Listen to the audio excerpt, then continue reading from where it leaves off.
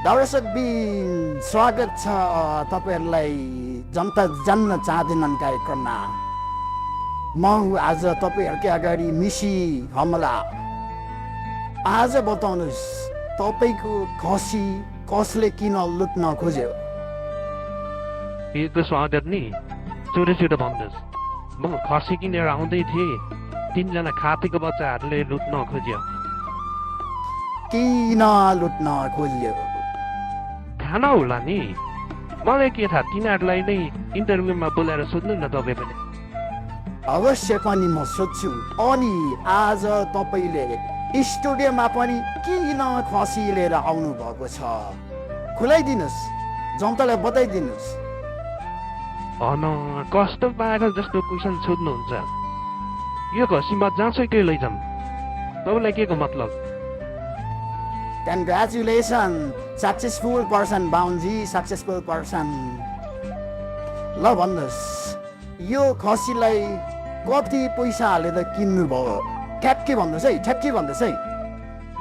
कस्तो मान्छे रहेछ यो, भन्दिनँ म। अब बताउनुहोस्, यो खसी कहिले काट्ने र मलाई बोलाउने कि नबोलाउने? मेरो खसी म जहिले काटौँ, म तपाईँलाई बोलाउँदिनँ। म गगन थापालाई मात्र बोलाउँछु।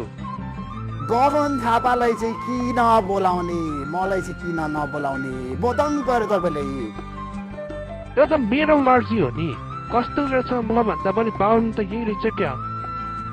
अनि आजकल त बाहुनहरूले पनि सुँगुर खान थाले, तपाईँ चाहिँ किन अझै पनि खसी नै लिएर हिँड्नुहुन्छ? तँले खाइस् भन्दैमा सबै बाहुनले खान्छ त? नरिसाउनुहोस् न बाहुनजी, यहाँ त छाडा बोल्न पाइँदैन, त्यो त तपाईँको गाउँमा मात्रै बोल्न पाइन्छ।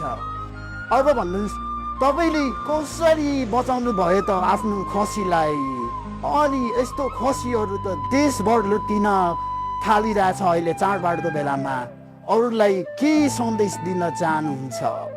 म आफ्नै खसी त बल्ल बल्ल बचाएँ, अरूलाई के त सन्देश दिनु? अब म जान्छु, यो इन्टरभ्यू भएन, मलाई मन परेन। उहाँ पढ्न जान छ नोरनमा, छिमेकीको छोराले अमला खाएर जन्माइछे छोरा। ओके, त्यसो भए लिनुहोस्, यो काजु खाएर पढ्ने पावर आउँछ तपाईँलाई।